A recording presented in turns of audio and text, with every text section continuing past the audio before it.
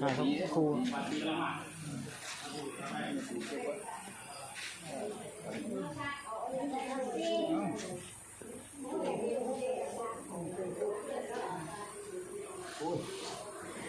เก็บเข้ามาตรงๆวันนี้พ่อทองคำเราเอาพ่อทองคำเราเอานี่อันนี้หน่อยว่าอย่างญาติตัววองวัดโอโยติจังหวะมันนั่นนะวัดข้ามบีเลย นั่นแหละตัววองเอา อยากขายเรียกลูกเป็นเจ้าจะไงนี่ย่อยบวรโอ้ยนี่ว่าจมอยู่นี่ตัววองเราไปบอกเขาเขียนประวัติมาผมบอกว่าแล้วยางต้องคนกันไปหน้าจากเรียนวิญญาณต้องคนเป็นหน้าผมบอกว่าจะเป็นว่าหน้า